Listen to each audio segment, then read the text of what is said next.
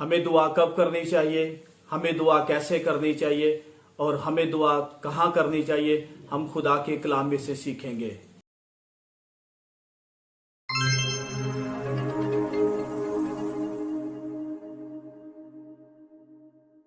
मसीह यीशु के अजीम और जलाली बबरकत नाम में आप सबों की सलामती हो। हमारे लिए आज खुदावंद का ज़िंदगी बख्श कलाम है, रसूलों के अमाल है और उसका छठा बाब, उसकी चौथी आयत हम खुदा के कलाम में से हम पढ़ेंगे। लेकिन हम तो दुआ में और कलाम की खिदमत में मशगूल रहेंगे। आमीन। पाक कलाम के पढ़े और सुने जाने पर खुदावंद की बरकत हम सब पर हो। आमीन। मेरे अजीज़ों, ये उन दिनों की बात है जब शागिर्द बढ़ते जाते थे और यूनानी माइल यहूदी हैं, वो इब्रानियों की शिकायत करते हैं कि उनकी जो बेवाएं हैं उनके जो है उनके बारे में, और उनकी जो बेवाएं हैं उनकी रोज़ाना की खबरगिरी में जो है गफलत होती है। तो मेरे अजीज़ों, 12 शागिर्द जो है बाकी जमात को बुलाते हैं और उनको नसीहत करते हैं कि इनमें से जो है 7 जो है नेक नाम शख्स चुने जाएं ताकि वो जो है इस काम पर उनको फाइज किया जाए। तो मेरे अजीज़ों, वो कहते हैं लेकिन हम तो दुआ में और कलाम में मशगूल रहेंगे। मशगूल रहने से मुराद ये है कि हम इस खिदमत में सरगर्म रहेंगे और हम कलाम में और दुआ में जुड़े रहेंगे। सो मेरे अजीज़ों, आज बड़ी ये ख़ास बात है। एक मसीही होते हुए अक्सर हमारे जहनों में ये सवाल आता है कि हमें दुआ कब करनी चाहिए, हमें दुआ कैसे करनी चाहिए और हमें दुआ कहाँ करनी चाहिए ताकि हमारी दुआ कबूल हो और हमें हमारी दुआ का जवाब मिले। तो मेरे अजीज़ों, पहले नंबर पर है दुआ। हम जानेंगे कि दुआ का मतलब क्या है। तो दुआ जो है ये अरबी ज़बान का लफ्ज़ है जिसका मतलब है बुलाना, जिसका मतलब है पुकारना, जिसका मतलब है दरख्वास्त करना। तो मेरे अजीज़ों, दुआ ना सिर्फ मांगना है बल्कि दुआ जो है वो खुदा के हजूर झुकना है, दरख्वास्त करना है, खुदा की शुक्रगुजारी करना है और खुदा की मदद को मांगना है। सो मेरे अजीज़ों, हम देखेंगे कि दुआ हमें कैसे करनी चाहिए, हमें दुआ कब करनी चाहिए, हमें दुआ जो है वो किस अंदाज में करनी चाहिए, किस वक्त करनी चाहिए। 3 बातें हैं, 3 सवाल हैं। पहले नंबर पर हमें दुआ कैसे करनी है, दूसरे नंबर पर हमें दुआ कब करनी है, तीसरे नंबर पर हमें दुआ कहाँ करनी है।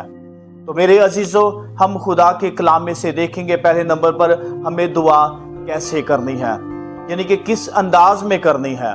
कोई इसके लिए कोई ख़ास पोजीशन होनी चाहिए, इसके लिए कोई ख़ास जो है अपनी बॉडी को तरतीब देना चाहिए कि हमारी दुआ कबूल हो। तो मेरे अजीज़ों, हम खुदा के कलाम में मुख्तलिफ हवाला जात देखेंगे। सो पहले नंबर पर मेरे साथ निकालिए पहला शमूएल पहला बाब और उसकी 26वीं आयत। कलाम खुदा में लिखा है, और वो कहने लगी, ऐ मेरे मालिक, तेरी जान की कसम, ऐ मेरे मालिक, मैं वही औरत हूँ जिसने तेरे पास यहीं खड़ी होकर खुदावन से दुआ की। तो पहले नंबर पर यहाँ हमें पोजीशन मिलती है खड़े होकर, यानी कि हम खुदा के हजूर खड़े होकर भी दुआ कर सकते हैं। हम खुदा के हजूर स्टैंडिंग पोजीशन में भी हम दुआ कर सकते हैं। तो दूसरे नंबर पर मेरे साथ निकालिए दूसरा शमूएल 7वां बाब और 18वीं आयत। यहाँ पर हमें सीखने को मिलेगा कि हम बैठकर भी दुआ कर सकते हैं।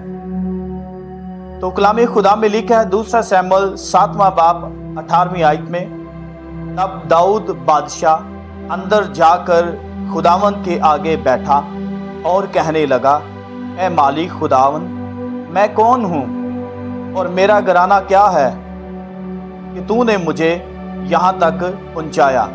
तो हम देखते हैं कि दाऊद बादशाह अंदर जाकर खुदावन के हजूर क्या करता है, वो बैठता है, यानी कि हम बैठकर भी दुआ कर सकते हैं। पहले नंबर पर हमने सीखा कि हम खड़े होकर दुआ कर सकते हैं, दूसरे नंबर पर हमने सीखा कि हम बैठकर दुआ कर सकते हैं, और फिर हम तीसरे नंबर पर देखेंगे कि हम हाथ उठाकर भी दुआ कर सकते हैं। तो खुरूज 17वां बाब और उसकी 11वीं आयत में लिखा है, और जब तक मूसा अपना हाथ उठाए रहता था, बनी इसराइल गालिब रहते थे, और जब वो हाथ लटका देता था तब अमालेकी गालिब होते थे। यहाँ पर भी हमें एक पैटर्न मिलता है कि हम जो है खुदा के हजूर हाथ उठाकर दुआ कर सकते हैं। तो चौथे नंबर पर हम घुटने टेक कर दुआ कर सकते हैं। आइए मेरे साथ हवाला निकालिए, दानियल उसका 6 बाब और उसकी 10वीं आयत में यूँ लिखा है, और जब दानियल ने मालूम किया कि उस नविश्ता पर दस्तखत हो गए तो अपने घर में आया और उसकी कोठड़ी का दरीचा यरूशलेम की तरफ खुला था। वो दिन में 3 मरतबा हस्बे मामूल घुटने टेक कर खुदा के हजूर दुआ और उसकी शुक्रगुजारी करता रहा। प्रेज़ द लॉर्ड, हम खुदा के हजूर घुटने टेक कर भी दुआ कर सकते हैं। तो मेरे अजीज़ों, ये बड़ी अहम चीज़ें हैं जो एक मसीही को जानना बहुत ज़रूरी है। तो हम खुदा के हजूर घुटने टेक कर भी दुआ कर सकते हैं। फिर है 5वें नंबर पर हम आंखें उठाकर भी खुदा के हजूर दुआ कर सकते हैं। जिस तरह ज़बूर 121 में लिखा है, ज़बूर नवीस कहता है कि मैं अपनी आंखें पहाड़ों की तरफ उठाऊंगा, मेरी कुम्मत खुदा से है। सो हम आंखें उठाकर भी खुदा के हजूर दुआ कर सकते हैं। मत्ती उसका 26वां बाब 39वीं आयत में लिखा है, फिर जरा आगे बढ़ा और मुंह के बल गिरकर यूं दुआ की कि ए मेरे बाप, अगर हो सके तो ये प्याला मुझसे टल जाए, तो भी ना जैसा मैं चाहता हूं बल्कि जैसा तू चाहता है वैसा ही हो। यहाँ पर हम देखते हैं कि खुदावंद यीशु मसीह जो है वो झुक कर मुंह के बल होकर बाप से दुआ करता है। तो हम झुक कर मुंह के बल होकर खुदा को सजदा करके भी हम दुआ कर सकते हैं। फिर हम देखते हैं कि पहला सलातीन 18वां बाब और उसकी 42वीं आयत में लिखा है, सो अखयब खाने पीने को ऊपर चला गया और एलिया किरमल की चोटी पर चढ़ गया और जमीन पर सरनगू होकर अपना मुंह अपने घुटनों के बीच कर लिया। तो हम जो है घुटनों में अपना सर देकर भी दुआ कर सकते हैं। ये हमें बाइबल मुकद्दस में मुख्तलिफ पैटर्न्स मिलते हैं कि हम कैसे कैसे दुआ कर सकते हैं। तो खुदा के जो लोग हैं वो मुख्तलिफ अंदाज में हमें यहाँ पर देखने को मिलता है कि वो किस तरह दुआ करते हैं। फिर हम देखते हैं एक जगह पर छाती पीट कर भी दुआ करने का जिक्र हमें मिलता है। लूका 18वां बाब और उसकी 13वीं आयत में लिखा है, लेकिन महसूल लेने वाले ने दूर खड़े होकर इतना भी ना चाहा कि आसमान की तरफ आंख उठाए, बल्कि छाती पीट पीट कर कहा, ए खुदा मुझ गुनहगार पर रहम कर। सो यहाँ पर हमें जो है एक पैटर्न, एक अंदाज ये भी मिलता है कि यहाँ पर जो है एक महसूल लेने वाला दूर खड़ा होकर जो है वो छाती पीट पीट कर दुआ करता है। सो मेरे अजीज़ों, ये है मुख्तलिफ अंदाज कि हमें किन किन अंदाज में बाइबल मुकद्दस में हमें सीखने को मिलता है कि किस किस अंदाज में खुदा के लोगों ने दुआ की। अब दूसरा सवाल जो हमारे जहनों में पैदा होता है कि हमें दुआ किस जगह करनी चाहिए, कहाँ करनी चाहिए, क्या कोई ख़ास मखसूस जगह होनी चाहिए? बहुत अच्छी बात है, हमें अपने घर में एक सेपरेट जगह जो है रखनी चाहिए, वहाँ पर हम खुदा के हजूर झुकें ताकि हमें जो है हर वक्त जब सुबह को उठते हैं तो हमारे जहनों में ये एहसास हो कि खुदा मुझे बुला रहा है। लेकिन हम खुदा के कलाम में से हम देखेंगे कुछ हवाला जात कि खुदा के लोगों ने कहाँ कहाँ दुआ की। सो पहले नंबर पर हम देखेंगे कि खुदा के लोग जो है वो जंगलों में भी उन्होंने दुआ की। हमें बड़ी अच्छी मिसाल लूका 5 बाब और उसकी 16वीं आयत में मिलती है, और ये मिसाल हमें मेरे और आपके यीशु मसीह की मिलती है। लिखा है लूका 5 बाब 16वीं आयत में, मगर वो जंगलों में अलग जाकर दुआ किया करता था। कौन? खुदा यीशु मसीह। वो अलग जंगलों में जाकर भी दुआ करता था। میرے عزیزو، ہم کہاں بھی ہوں، ہم اگر کسی جنگل میں ہیں، ہم کسی باغ میں ہیں، ہم دعا کر سکتے ہیں۔ تو پھر دوسرے نمبر پر ویرانے میں، خدا کے لوگوں نے ویرانے میں بھی دعا کی۔ ہمیں خدا کے کلام میں سے مرکز پہلا باب اور اس کی 35ویں آیت میں ہمیں پڑھنے کو ملتا ہے، اور صبح ہی دن نکلنے سے بہت پہلے وہ اٹھ کر نکلا اور ایک ویران جگہ میں گیا اور وہاں دعا کی۔ صبح دن نکلنے سے پہلے وہ اٹھا اور کہاں گیا؟ ایک ویرانے میں گیا اور وہاں پر دعا کی۔ یہ یسوع مسیح کی ہمیں زندگی میں ہمیں یہ سیکھنے کو ملتا ہے کہ وہ ویرانے میں الگ جگہ پر جا کر اس نے کیا کی؟ دعا کی۔ پھر ہمیں خدا کے کلام میں سے سیکھنے کو ملتا ہے کہ گتسمنی کے باغ میں دعا کی خداوند یسوع مسیح نے۔ متی 36ویں آیت سے لے کر ہم 40ویں آیت پڑھیں تو ہمیں یہ سب کچھ سیکھنے کو ملتا ہے۔ تو لکھا اس وقت یسوع ان کے ساتھ گتسمنی نام ایک جگہ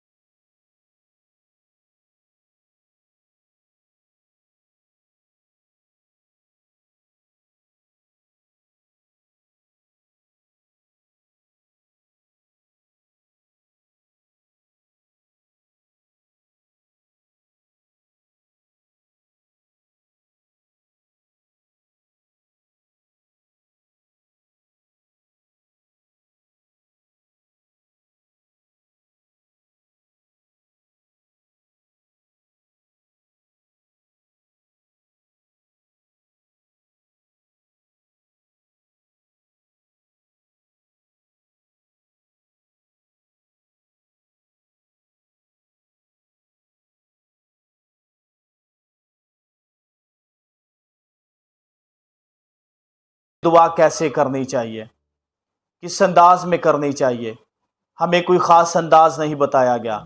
پھر ہم نے سیکھا ہے کہ ہمیں دعا جو ہے وہ کہاں کرنی چاہیے، ہمیں کوئی خاص جگہ نہیں بتائی گئی، بلکہ خدا کے لوگوں نے کوٹھڑیوں میں، قید خانے میں، پہاڑوں میں، باغوں میں دعا کی۔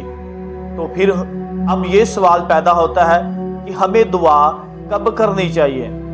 دن میں 2 دفعہ کرنی چاہیے، دن میں 3 دفعہ کرنی چاہیے؟ آئیے میرے ساتھ کچھ حوالے دیکھیے گا۔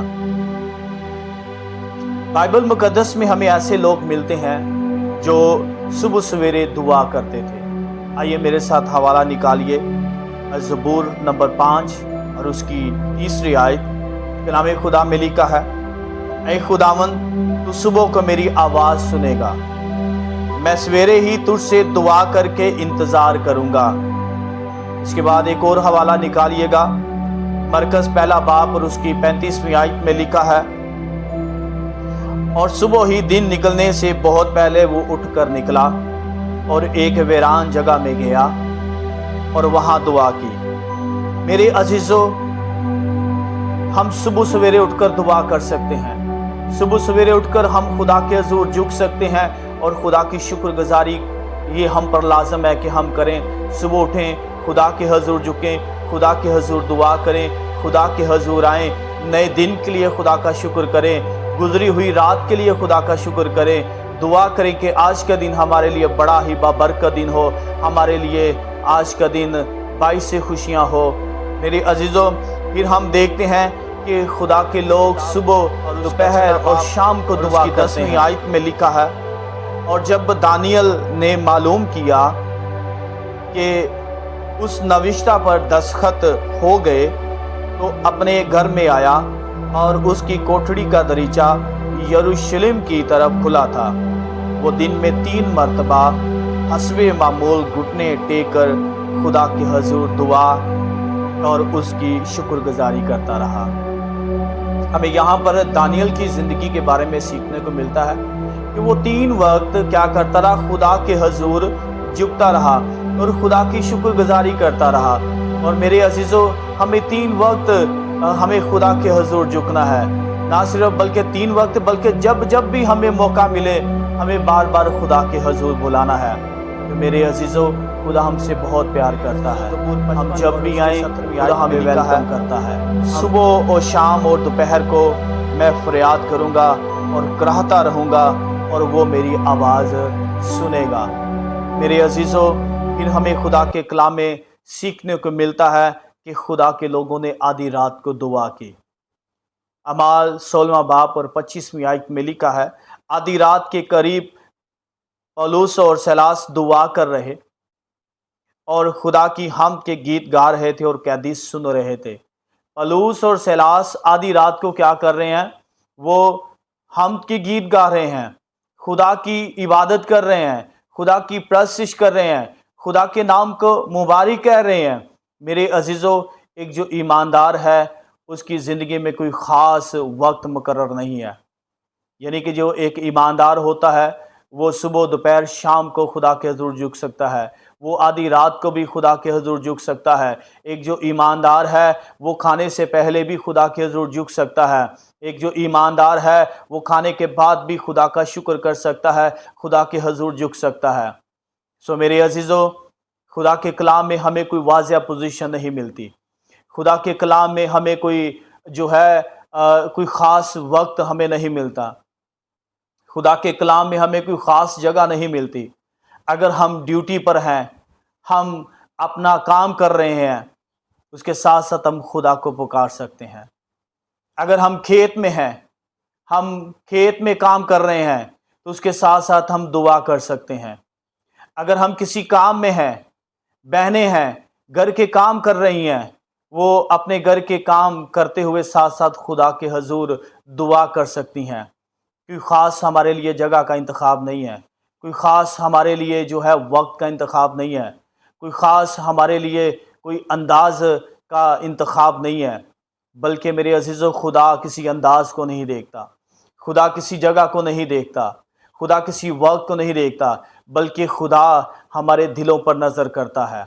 تو میرے عزیزو، ہمیں بڑی اچھی ہمیں جارج ملر کے بارے میں سیکھنے کو ملتی ہے۔ جارج ملر ایک دعائیہ شخص انسان تھا جو جرمنی میں پیدا ہوا اور بعد میں انگلینڈ میں میرے عزیزو وہ چلا گیا۔ تو وہ جو جارج ملر ہے ایک ایسا دعاگو اور ایماندار شخص تھا۔ تو کسی نے جارج ملر سے پوچھا کہ آپ دعا میں کتنا وقت گزارتے ہو؟ تو جارج ملر بڑا خوبصورت جواب دیتے ہیں کہ میں ہر وقت دعائیہ روم میں رہتا ہوں، میں چلتے پھرتے دعا کرتا ہوں، میں جب لیٹتا ہوں دعا کرتا ہوں، میں جب کوئی بھی کام کرتا ہوں میں دعا کرتا ہوں، اور خدا میری دعاؤں کا جواب دیتا رہتا ہے۔ میرے عزیزوں، کہا جاتا ہے کہ جارج جو ملر ہے اس نے جو ہے ہزاروں کی تعداد میں یتیم بچوں کو سہارا دیا۔ اور میرے عزیزوں، لکھا ہے کہ جارج ملر نے آج تک کسی سے کوئی پیسہ نہیں مانگا، بلکہ جب اس کو ضرورت ہوتی وہ خدا کے حضور جھکتا۔ ایک دفعہ کا ذکر ہے کہ یتیم خانے میں کچھ کھانے کا کچھ بھی نہیں ہے، اور میرے عزیزو، جب بچے کھانے کی میز پر بیٹھ گئے تو جارج ملر کہتا ہے آؤ ہم کھانے کے لیے خدا کا شکر کریں۔ دیکھیں، کھانا نہیں ہے لیکن اس کا ایمان ہے کہ خدا عطا کرے گا۔